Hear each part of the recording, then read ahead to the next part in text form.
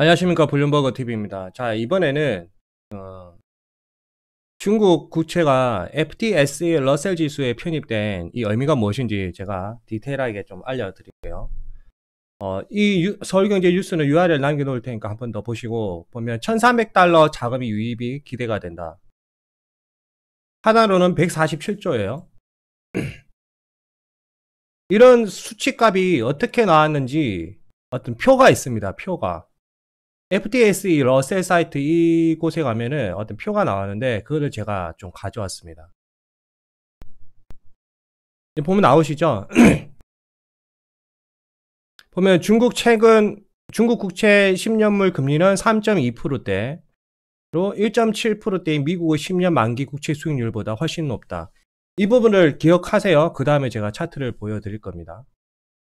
우선은 차트 보여드리기 전에 이렇게 되면은 중국으로 유동자금이 더 몰린다는 겁니다. 유동자금. 전 세계 유동자금이 더 몰린다고 이제 해석을 하시면 됩니다. 그러면 상대적으로 이제 빨리는 곳이 있을 거 아니에요. 그 국가는 유동자금이 떨어지는 거죠. 이제 그 다음에 제가 자료를 하나 보여드릴게요. 우선은 이거는 이렇게 놔두고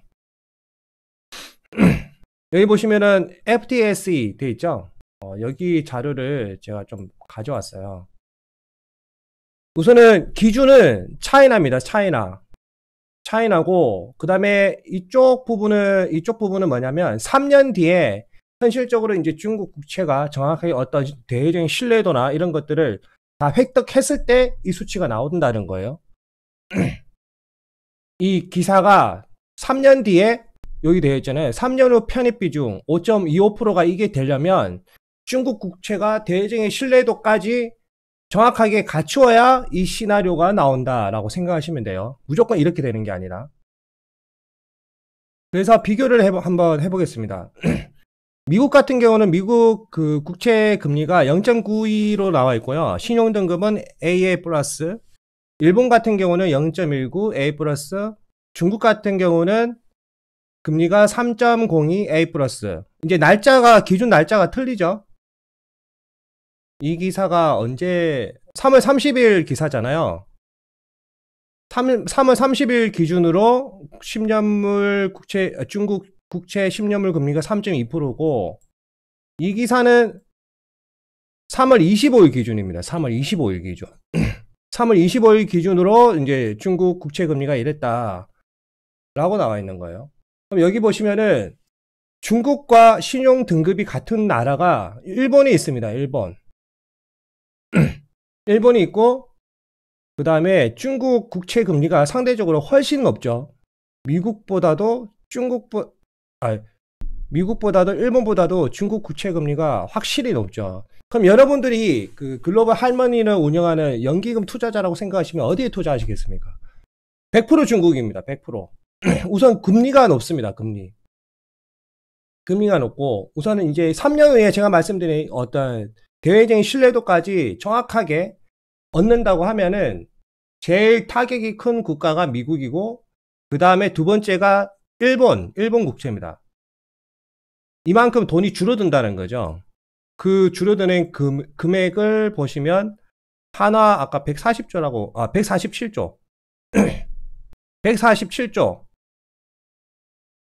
147조가 이제 중국으로 빨려 들어가는 거죠. 그러면 이 전체 볼륨값에 중국이 차지하는 비율은 5.25%인데 나머지 이 마이너스 된 국가가 있을 거 아니에요. 이걸 다 합하면 5.25가 되는 거예요. 왜? 전체 파이는 딱 정해져 있으니까. 그리고 이 5.25 이 금액이 147조라고 생각하시면 돼요. 그리고 이 중국의 신용등급과 비슷한 나라는 일본이라고 말씀드렸고 그 다음에 국채금리를 보시면 3.02보다 높은 나라가 여기 하나 있어요. 멕시코. 경쟁국가가 멕시코가 하나 있어요. 그리고 3.25 말레이시아 있고요.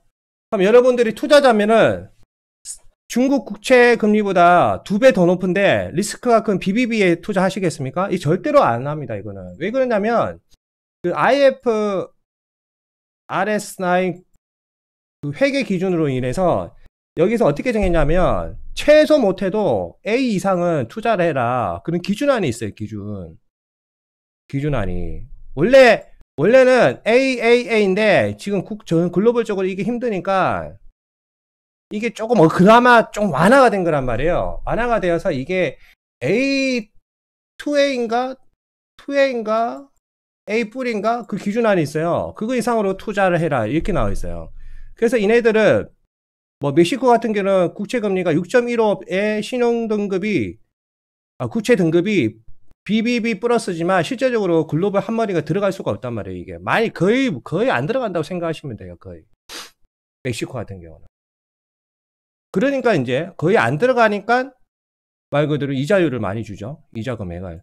근데 차이나 같은 경우는 대외적인 신뢰도와 어떤 자본시장의 명확성, 공개성 이런 것들이 충족만 되면 중국은 얼마든지 이 돈을 글로벌 국채 시장에서 흘러들어가는 돈을 빨아들일 수가 있는 요건이 갖춰져 있는 거죠. 말 그대로 중국의 구체는 정확하게 저평가가 되어 있다는 거죠. 저평가. 중국 구체가 저평가가 되어 있다. 왜?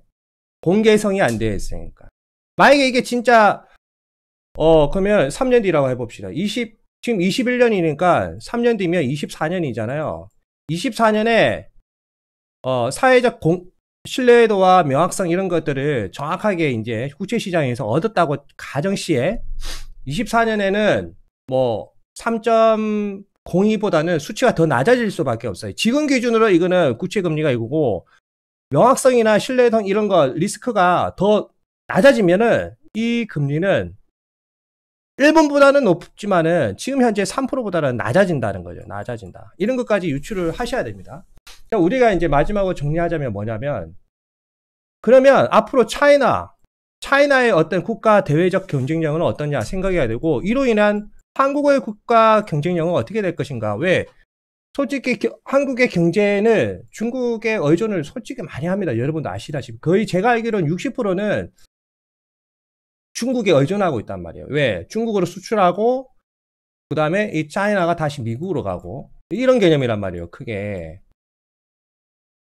그래서 24년쯤 되면 중국의 어떤 대외 신뢰도나 이런 거는 더 올라갈 수밖에 없고 그로 인해서 중국의 지금 현재 어떤 공산주의적 그런 체제가 갈수록 무너지는 거죠. 공산주의 체제가 약화될 수밖에 없다. 북한의 어떤 김정은 중심 체제도 더 약화될 수밖에 없다.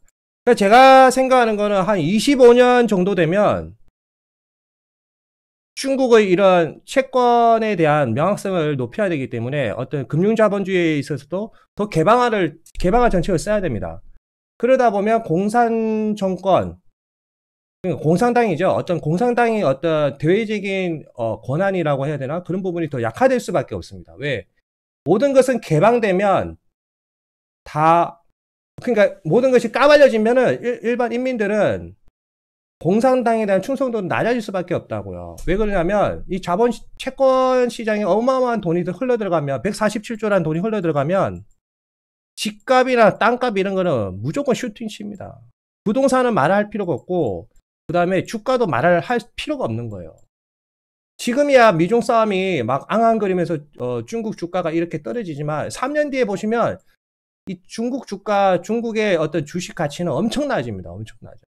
아시겠죠? 그로 인해서 공산당의 어떤 그 해당 중국 국가의 권위는 약화되고 이로 인해 북한의 어떤 김정은 세력의 어떤 공산당 그런 정권이 똑같이 낮아질 수밖에 없는 거죠. 왜? 이 공산당이 여기로 돈을 푸시를 해주니까. 그래서 제가 생각하는 한 25년에서 27년이면 북한은 어떤 개방화에 돌입을 하지 않을까 생각합니다. 북한은 25년에서 27년에는 북한은 무조건 개방한다. 통일이 아니라 북한 정권이 어떤 자본주의 체제를 받아들일 수밖에 없다는 거죠. 왜? 중국이 변하니까. 근데 중국이 24년에 이 시스템이 다 갖춰지니까 북한이 어떤 이런 부분에서 어떤 제도나 법적인 거를 수정하려고 하면 몇 년이 걸릴 거 아니에요. 인민들 교육도 시켜야 되고 그러려면 한 1, 2년 잡는다고 치고 늦어도 27년까지는 어떤 북한은 개방이 되지 않을까 생각합니다. 그전에는 앙앙앙 거리지만 이 부분을 제가 알려드리려고 이렇게 창을 열었어요. 전체적으로 이해가 되시죠? 이 부분을 정확하게 아셔야 여러분들이 어떤 언론 기사를 접했을 때 파급 효과가 어떻게 되는구나를 알 수가 있어요. 이 부분은 제가 URL 남겨놓을 테니까 한번 들어가서 더 보시면 됩니다. 147조가 정확하게 3년 뒤인 24년에 중국으로 본격적으로 유입이 된다. 대신에 그에 앞서 전제 조건은 뭐냐? 채권에 대한 신뢰도, 명확성, 자본시장을 받아들일 준비가 되어 있는지 이런 부분입니다. 아시겠죠?